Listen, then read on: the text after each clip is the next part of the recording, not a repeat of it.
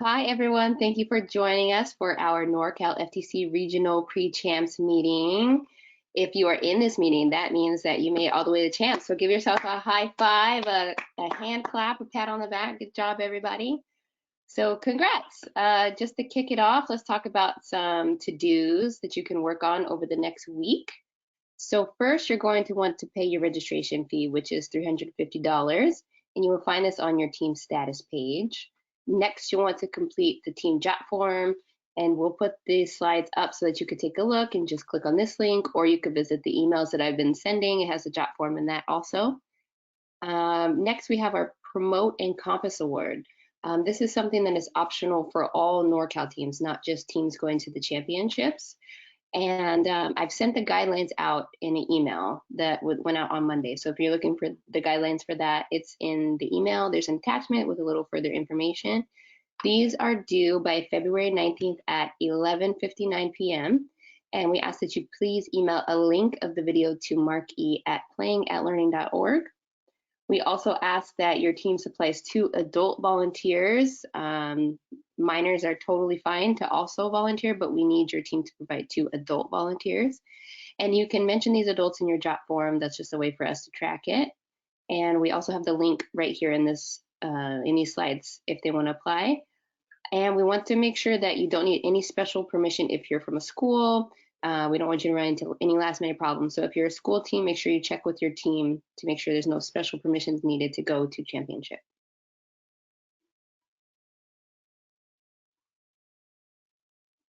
Alrighty, so where is it happening? So this year, the NorCal FTC Regional Championship will be at Independence High School. That's in the eastern part of San Jose, just off of 680 between Berryessa and McKee. Luckily for us, Playing and Learning's offices are just a few miles from there, so it makes it really easy for us to be able to get back and forth if things happen. The competition area will be in their main gym. It is a rather large gymnasium. With all the bleachers out, it seats a total of 4,000 people. It is a no food and drink space. You're going to hear that on several spaces as we go through the description of where things are happening, but just be prepared for that. No food or drink anywhere where there's a gym floor. The pits will be in a small gymnasium directly behind the main gym. It is small. Its capacity is limited by the number of doors they have in and out of the space. So its rated capacity is small. The advice is don't plan on camping out in the pits. If every team has all their members hang out in the pits, it's going to be a crowded space. And if the weather is not cooperative, it gets hot and muggy really quick. There is a ton of space in the bleachers, more than enough for everybody to be able to basically set up a good space for themselves. So that would be your good place to camp. And again, in the pits, the small gymnasium, there is no food or drink. Water would be the only exception to the drink in both of those cases. So we have a map of our campus, and you can see on the left is our competition area, and right behind it is the pits.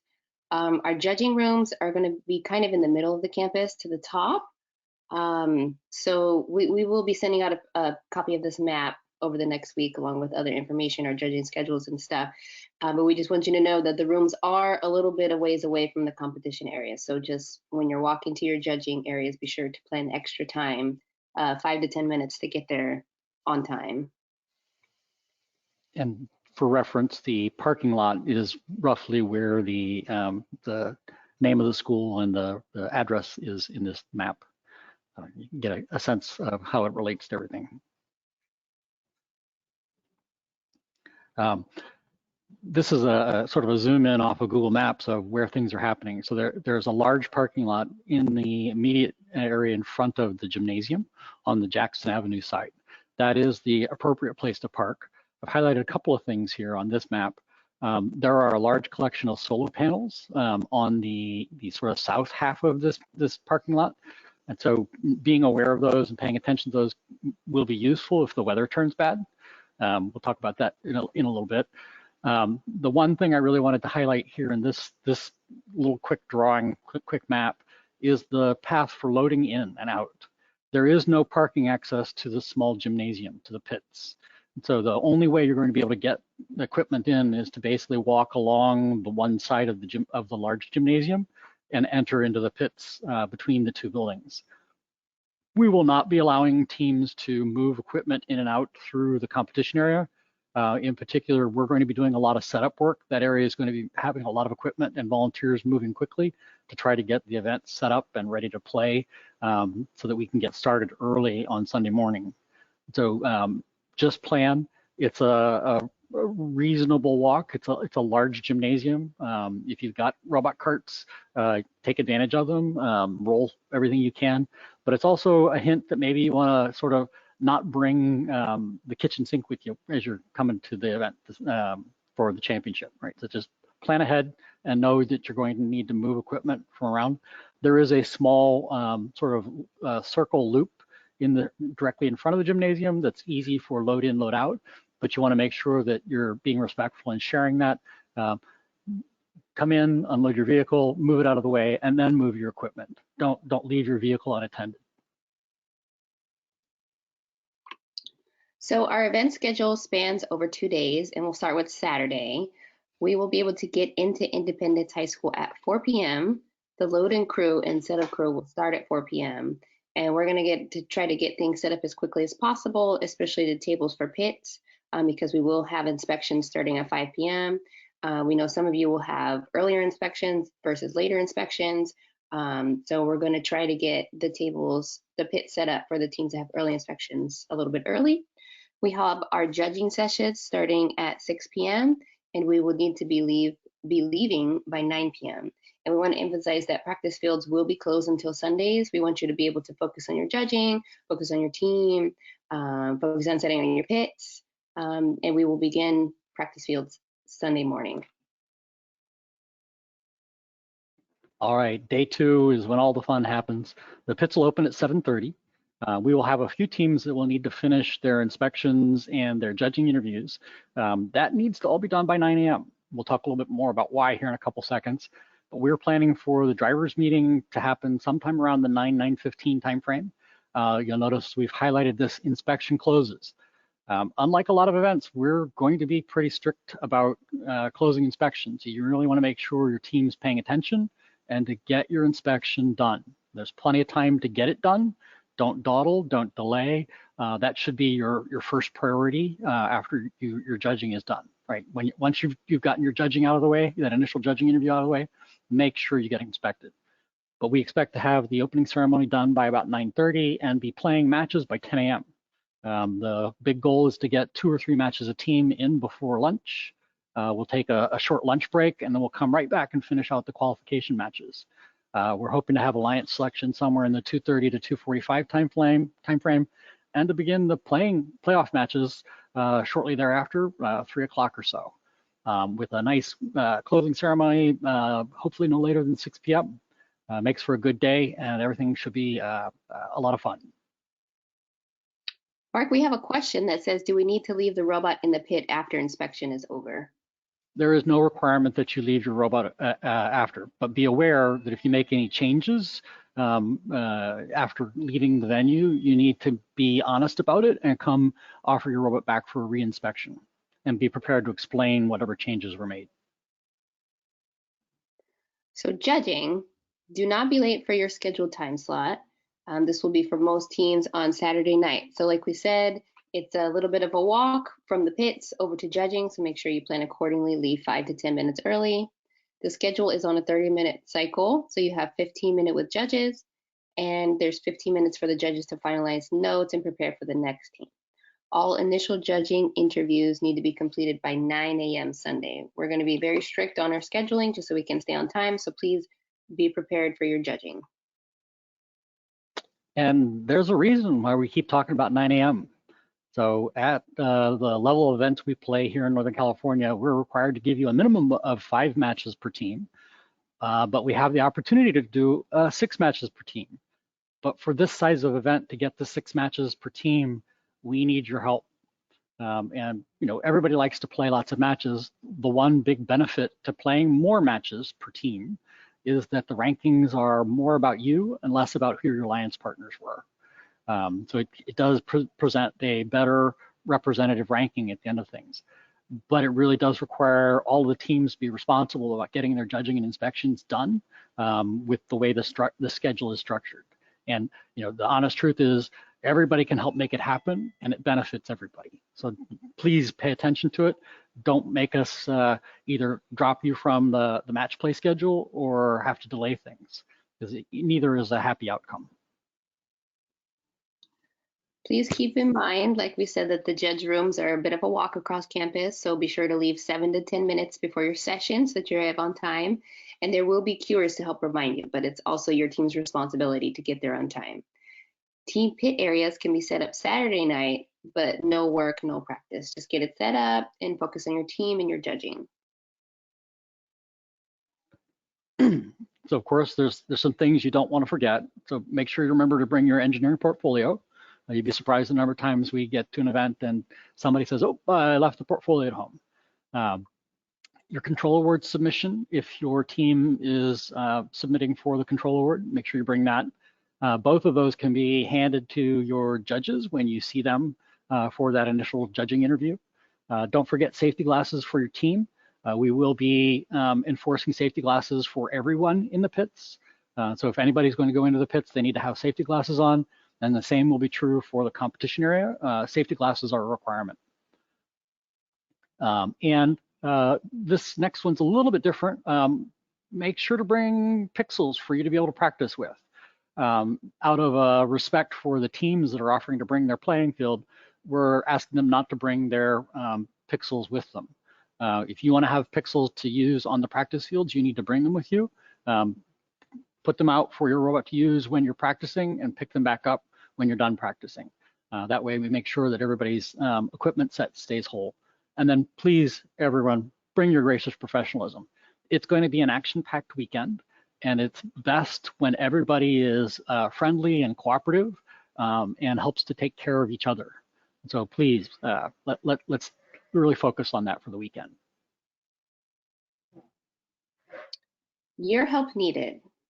So things that we need from you is that we need one more team to supply a practice field. We have one so far, but there will be a total of 2 practice fields available.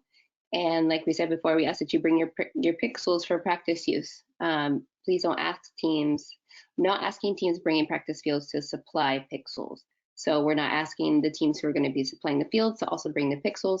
We're asking you as your team to bring your own individual pixels. And I see we've got one more question again. It's will there be multiple competition fields to have 5 to 6 matches for 48 teams? So for those who aren't familiar with how an event of this size runs, this is a 2-division event. 24 teams will be in each division, and there will be 2 fields per division.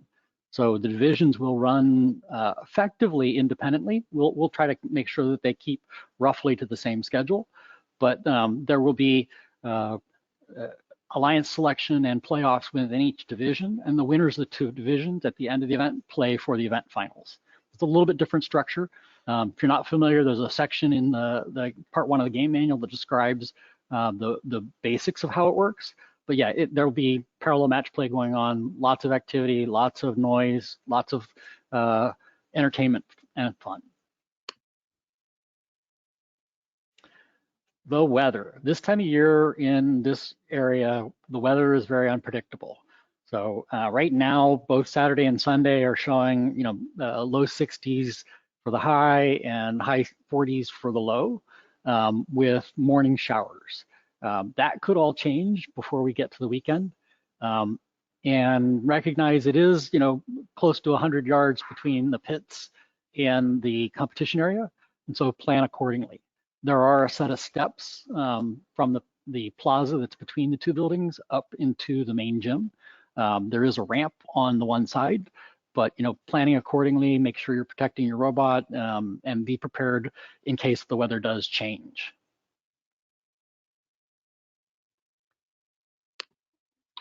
It looks like we have a hand raised. Annette Lane, would you like to ask a question? Can you hear me? Yes.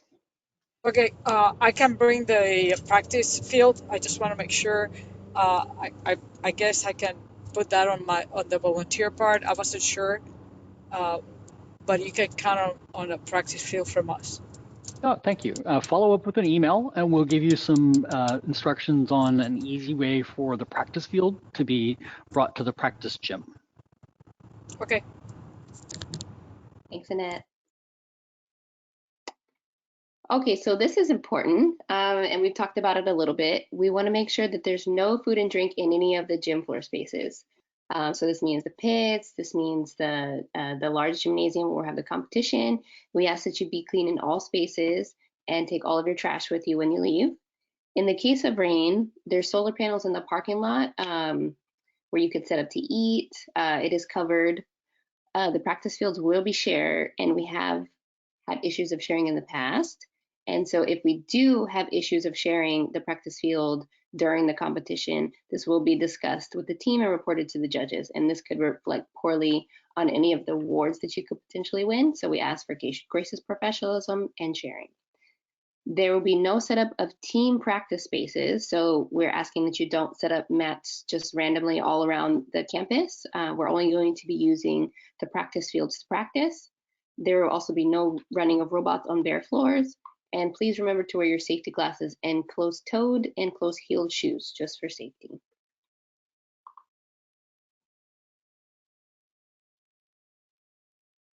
We've got one quick question about the 15-minute with the judges. It is an extension to allow the judges to have a little bit more time to be able to talk with the teams. So plan on the same 5-minute presentation, but now the judges have 10 minutes to be able to interview and discuss and dive deeper into the presentation that your team gave. So still a 5-minute pitch, but an extra 5 minutes for the judges to be able to get to know your team.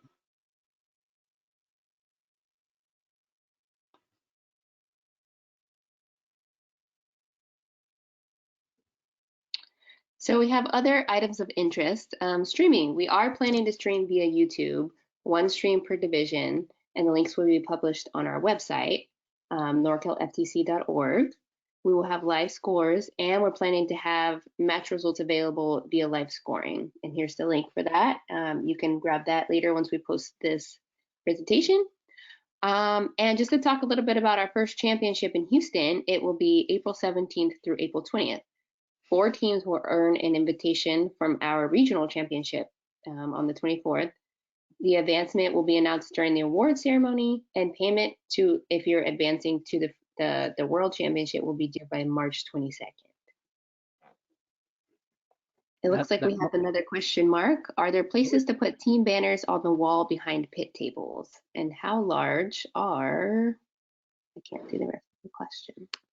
So I don't know yet how large the pit tables are going to be. We are taking advantage of renting directly from the school as opposed to from a rental company. The table and chair rental companies' delivery costs have gotten exorbitant since COVID. And so the school itself has sufficient supply. I don't know whether they are 6-foot tables or 8-foot tables, but they will be one or the other. And they will all be the same. The tables are not set up in a way that is conducive to putting banners on the walls.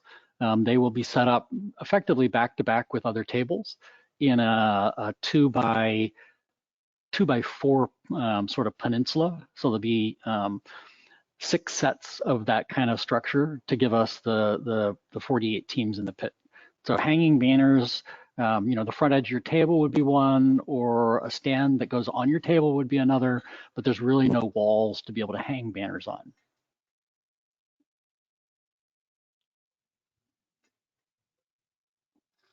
And I see we have another judging related question. What about the afternoon pit sessions for judging? Absolutely, the judges are going to be coming around to talk to the teams during the qualification match period, right? So that is one of the standards for how the program works. There will be judges going around doing pit observations, pit interviews, and match observations as well.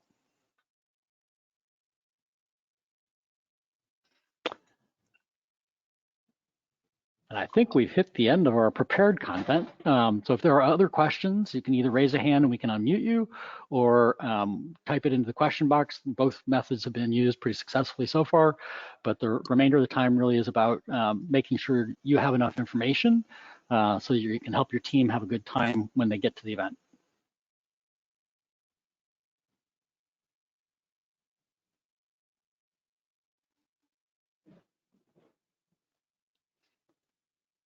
See, we got a question in the question box here. Is there room for banner horizontal signs to be on stands behind the table?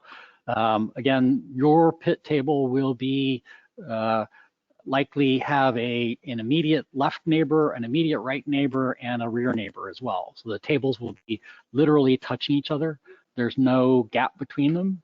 In order to be able to fit 48 teams into the space we have available, that really can't spread them out at all. And so, planning for a banner to go behind your table would be problematic.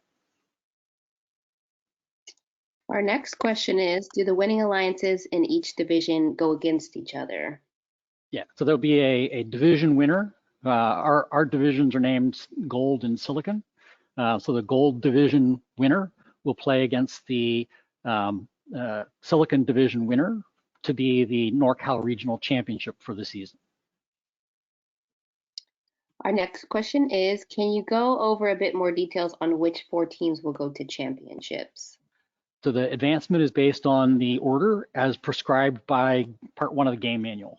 So the first 4, well, it depends a lot on whether or not there are teams. How deep we go down this list depends on whether or not there are teams in multiple positions in the list.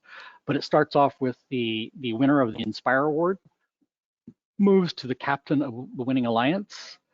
The next is the second place Inspire, then the first pick onto the winning alliance, then the third place Inspire, then the next picked robot onto the winning alliance, and then I think it goes to the Think Award, then the captain of the finalist alliance.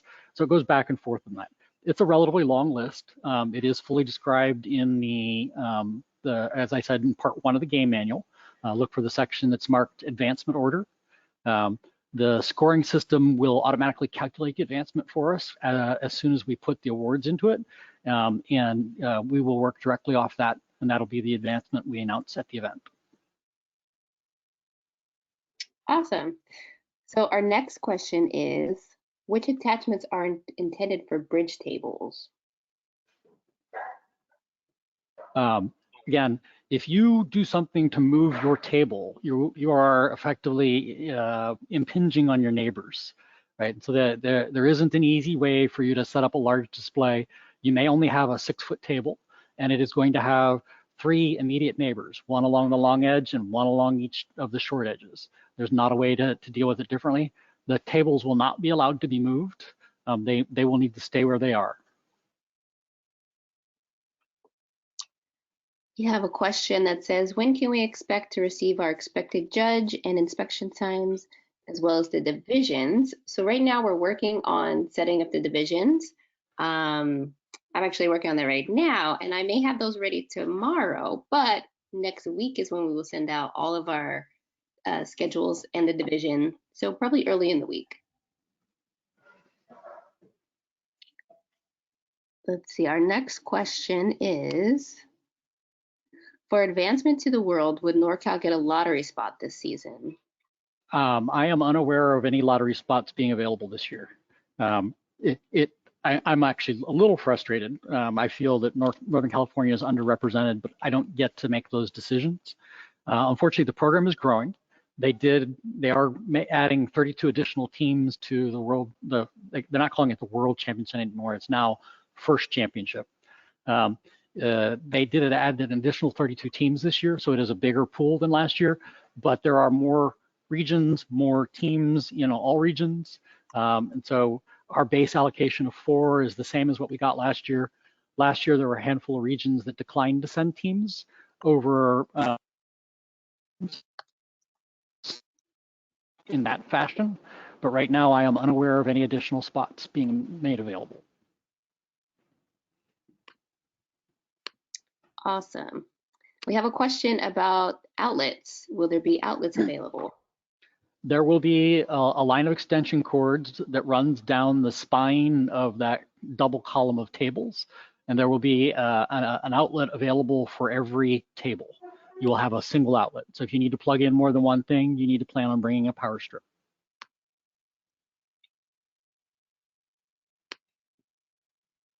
Okay, let's see.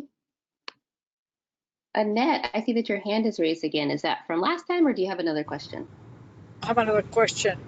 Go for it. Mark, I know that you mentioned about the tables. Uh, are the tables like the cafeteria that we see at Willow Glen, for example, or we don't need a table at all? And you know our arrangement. Yes. Is there a way to either fold the table or not have a table at all So for I the pit? believe that they're just folding tables. What style of exactly folding tables, I don't know. This is standard school equipment that they use Okay. for events at the school. Um, Yeah. Again, I don't know the exact sizes yet. I was led to believe that they are either 6 or 8 foot standard banquet Yeah. tables, which would mean about a 30-inch depth, and then either 6 or 8 foot width. But can we literally, we have done this in championship before, but I want to make sure, since this, I think the first time I go to that particular school, I might be wrong, but We've never we have folded the table before and set it aside. Can we do that? We do probably not need a table at all. probably. Okay. Yeah, and All right. I have I got about 5 minutes of time from the facilities manager today. I will be talking to him again tomorrow, and then hopefully we're going to be doing a walkthrough. We used this campus the year that we had the COVID shutdown, and so they're a friendly campus. They're easy to work with, but we don't have all the information yet because it's a new arrangement with them. So I hope to know more Monday. Yeah, that would be very helpful for us because we don't use tables. But Yep, understood. thanks for the answer.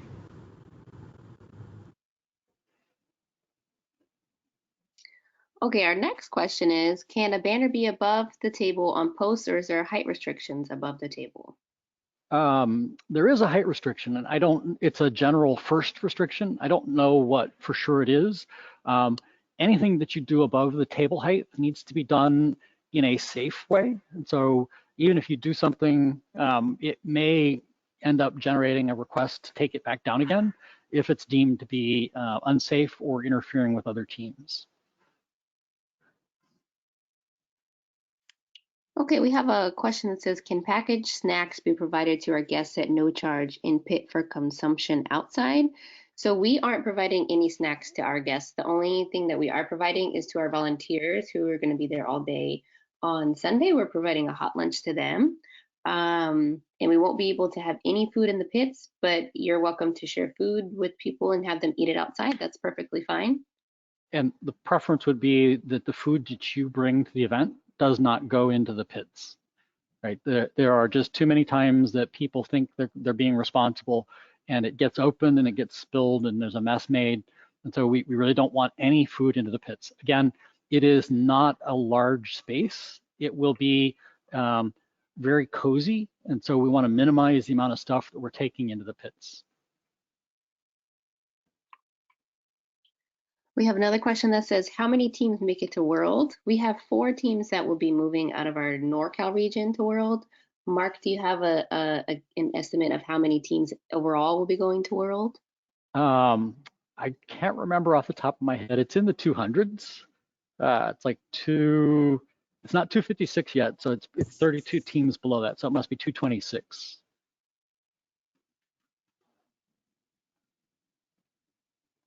Yeah, 226. Awesome.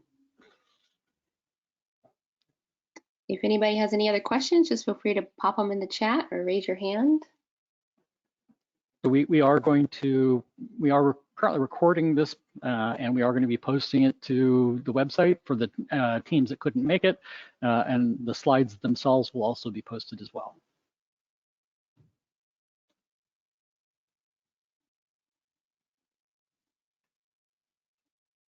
But if there aren't questions, we can give you time back.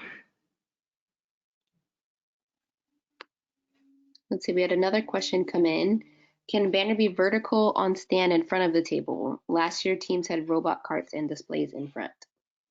So it depends. Last time we did an event, we had at this school, we had columns of 6 tables instead of columns of 8 tables. So depends on what the spacing between is. Very concerned with crowding and the amount of space there is for teams to be able to move in and out efficiently through the pits. So anything you do that's not on your table, again, so similar to the banners on top of the tables, if it's deemed to be a congestion hazard, it may be asked to be changed. We have another question that just came in. How do the divisions work? So in some sense, we take and divide the pool of teams, the 48 teams, into 2 divisions, 24 teams in each. We go through a process of trying to balance the quality of the teams across the 2 divisions. And so that's what Ashley's been starting to work on is, okay, we'd like to have strong robot teams in both divisions. We'd like to have strong award teams in both divisions. We've learned over the years that that makes for very exciting match play throughout the entire event. So the 2 divisions, in a large sense, run independently through all the qualifying matches, and they'll have their own little playoffs. It's almost like 2 qualifying tournaments running in parallel within the one gymnasium. Once those 2 divisions have winners, those 2 winning alliances will play off against each other for the event finals. And then it'll follow the same sort of play till somebody wins twice structure that the normal playoffs do.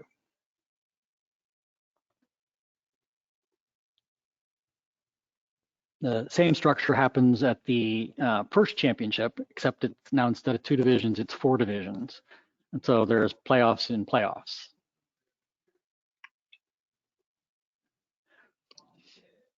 Our next question says, if divisions are split based on award quality, are separate awards for each division? Are there separate awards for each division? So the short answer is no. The award structure will look exactly like the award structure at the rest of the tournaments.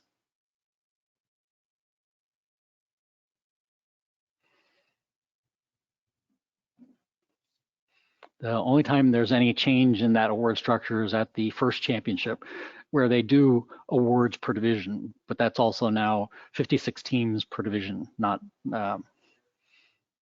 24.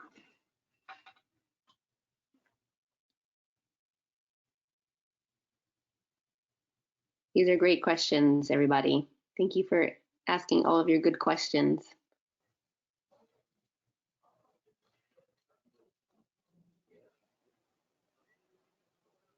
We still have a little more time if anybody has any more questions or they want to raise their hand.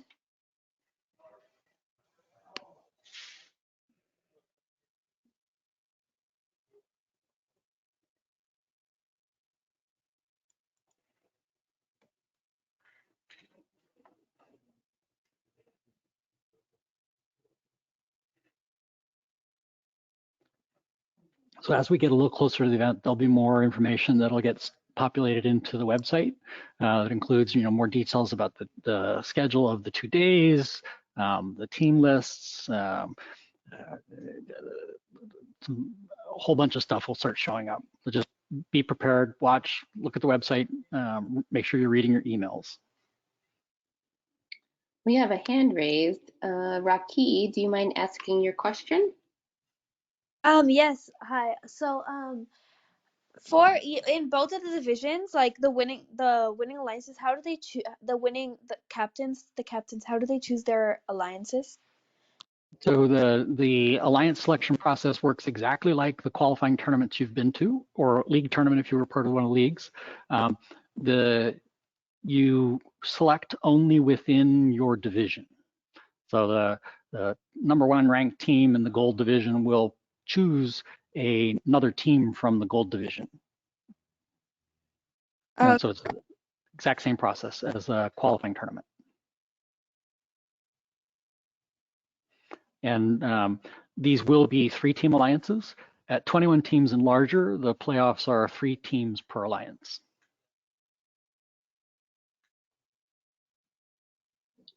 We have a hand raised from Bilumani. Do you mind asking your question?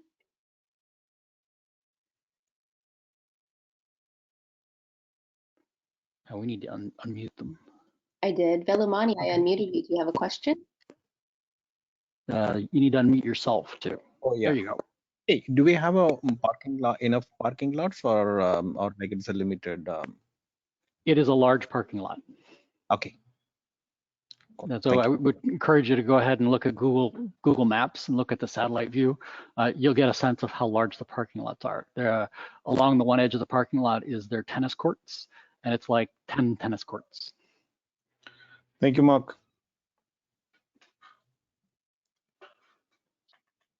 Okay, our next question is, do alliances consist of 2 or 3 teams?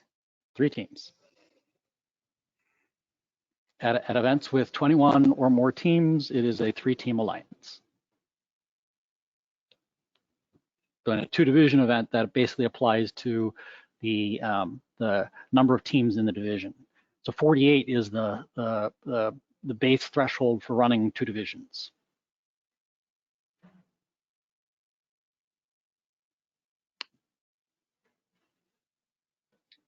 I have a question that says, earlier this week, Playing at Learning sent out an email requesting promo videos from the teams. Was there a deadline for those videos?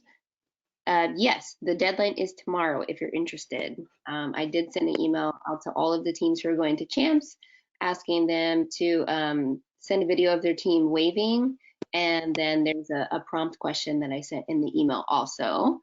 So if you're interested in doing that, we're posting that to our social media. Kate, where she works at Playing at Learning, she is our volunteer manager. She also does some of our social media, so she'll be posting those on our LinkedIn, our Facebook. So if you're interested in promoting your team, we're using this to just show how much fun we have with the students and how awesome our students are, hopefully get some more volunteers for our championship. So the deadline for that is tomorrow if you're interested. And the other piece that you may be referring to is the Promote and Compass videos. So Promote is effectively a short marketing video. There's a prompt that's part of each season, and there are some guidelines in the part 1 of the game manual that describes what the content of that Promote video needs to be. The other is the Compass submission. Compass Award is a way a team can honor one of their mentors or coaches for recognition. So it's effectively a coach mentor recognition award. But again, it's a short video submission. And the deadlines for those, I think, is the 19th, just before midnight. Our next question is, are there rules about how often each team plays of the 3-team alliance? Yeah, so there are. It's not how often, it's a must participate. So the alliance will play a minimum of 2 matches. So even if they lose both of them, they'll play twice. So robots 1 and 2 play in the first match. Robot 3 that sat out the first match must play in the second match, and either 1 or 2 can join them. If there's a third match, it's completely up to the alliance what 2 robots are in that. But so everybody on the 3-team alliance participates in at least 1 match.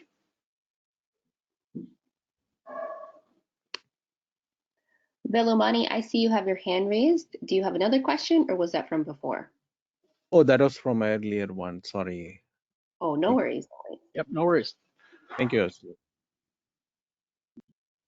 Our next question is it a snake selection process for alliances where the 4th alliance will select their 3rd partner before the other higher ranked alliances?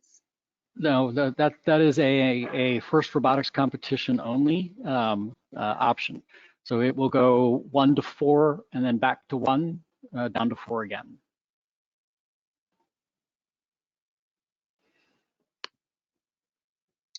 We have a question that says, sorry, we didn't understand 3-team alliance. When does this happen?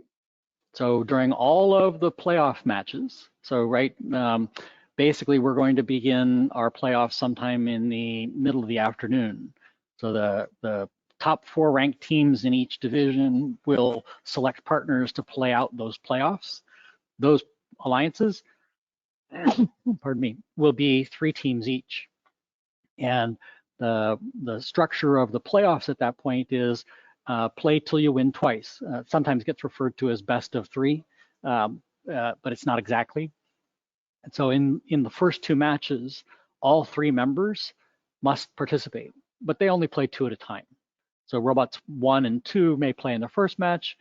Robot 3 must play the next time that alliance plays, and then 1 or 2 may join them. There is a good description of this in the game manual as well, in the tournament section, competition section, part 1.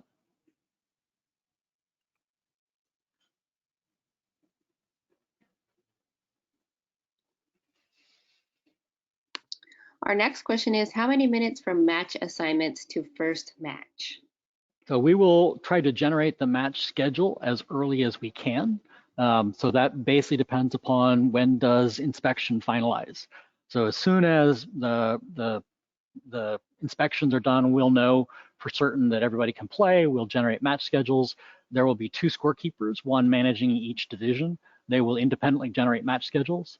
The one nice thing about us trying to use the live scoring is those match schedules should publish to the FTC events effectively immediately, so you'll be able to see them there. But typically at the drivers meeting, we give out a copy of the schedule to each of the teams at that point in time.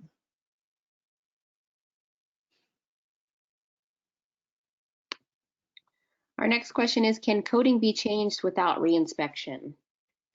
Short answer is yes, but if you make changes to your autonomous code, you want to make sure you're really careful about it, because if it doesn't, if you violate the constraints of the autonomous period, you may end up needing to get back into reinspection anyway.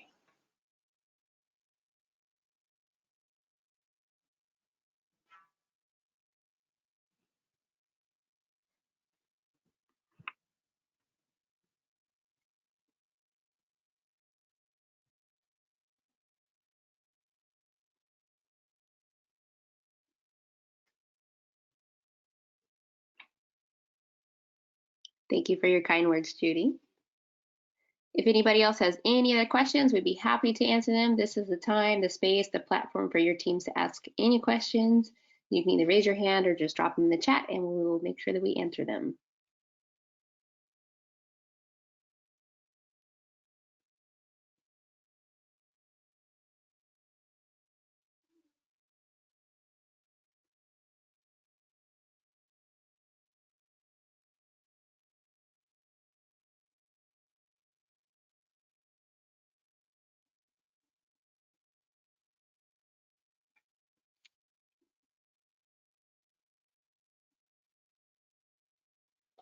Well, I think we may have hit the end of our questions. I would suggest maybe we call it an evening, give everybody back about 15 minutes. And yes, the call will be posted.